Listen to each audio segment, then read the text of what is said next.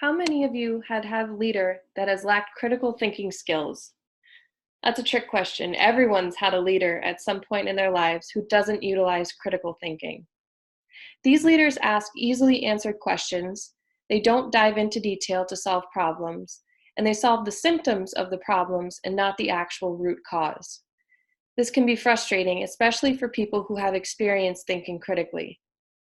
Critical thinking enables leaders at every level to understand the impact of their decisions and the business as a whole, and ensures both alignment with organizational goals and accountability for results.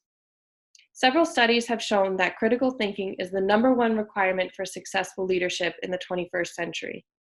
However, there is mounting evidence that many current and emerging leaders lack this quality. So, what exactly is critical thinking?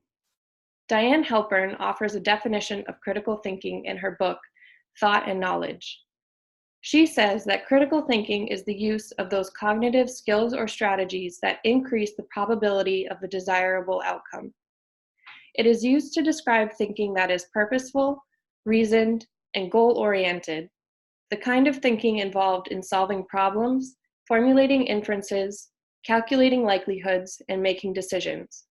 It's the kind of thinking that makes desirable outcomes more likely. It's clear that leaders should have some sort of critical thinking background, but why?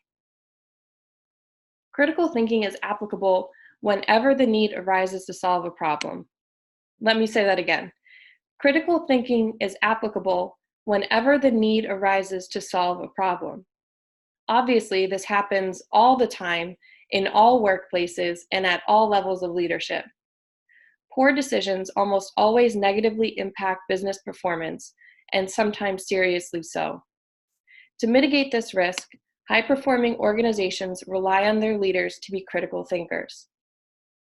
Corporate and academic research dating as far back as 1985 and consistently throughout the years shows that organizations with strong critical thinkers make better decisions, commit fewer mistakes, and outperform those who have a deficit in critical thinking skills.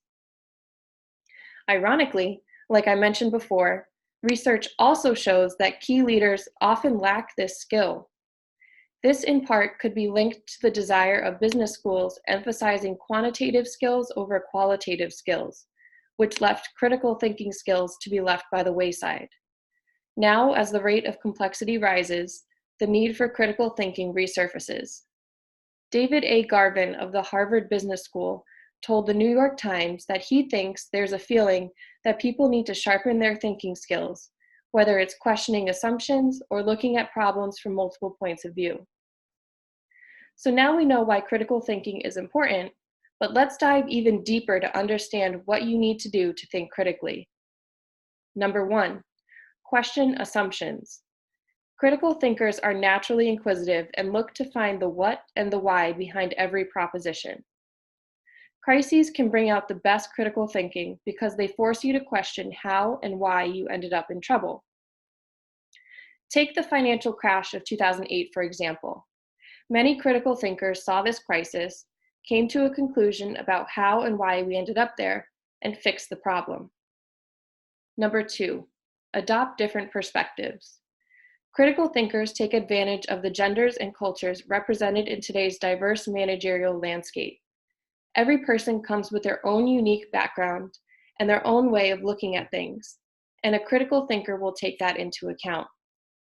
For example, an Indian-trained engineer may not fix a problem the same way a Californian-trained engineer would. Both may have the same problem-solving toolkit, but their different experiences can provide valuable insights. Number 3, see potential. Critical thinkers should have the creative focus that allows them to see opportunities where others see obstacles. For example, one executive may see a production snag as a problem, whereas a critical thinker may view it as an opportunity to revamp the process to produce something new. Number 4, managing ambiguity. This is vital to today's leader. The speed of business, intertwined as it is with the global factors and complex supply chains, dictates that you will never know all the variables. Therefore, you need to get comfortable with operating in an environment where change is constant and rapid decisions are required. To be a good critical thinker, you have to be able not only to gather information, but assess the relevance of these options. How critical are they to the situation, and which piece of information will have the most impact on the problem at hand? How probable is one consequence over another? Which assumptions can you rely upon, and what are the ones that you should question? All of these are important questions that help people refine their judgment and make thoughtful decisions. If you wish to be a good leader, you need to refine your critical thinking skills. There are several ways to do this, but here are some suggestions. Number one, learn the basics. One of the great advantages of our world today is the internet and being able to find answers to your questions quickly and fairly easily. You can search business websites to find information on critical thinking. You can watch other TED Talks to learn more about what it takes to think critically. And you can find live classes or online programs that can help you develop your critical thinking skills. Number two, help your team members learn to be critical thinkers. If you're in a leadership role, teach your team members how to think more critically and objectively, because having a team of critical thinkers will make them more effective and efficient. Not only that, but teaching others a skill will make you stronger at that skill yourself. Number three, journal every day. Albert Einstein, Steve Jobs, John Adams, Lady Gaga, Ben Franklin, and Ariana Huffington have all discussed their habit of journal keeping and how it was one of the reasons for their success. It allows you to write down what you're thinking and then review it with a critical eye, modifying it to adjust your perspective. This technique is called displayed thinking. If ideas are rumbling around in your head, they aren't clear. When you see them in writing, their clarity is enhanced.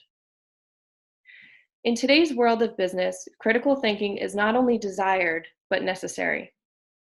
Possessing critical thinking skills could land you that dream job or help you succeed in the job that you currently have. In a world of growing uncertainty, one thing is certain. We need critical thinkers who can size up the situation, realize the potential where others may not, and seize opportunities through quick decision making.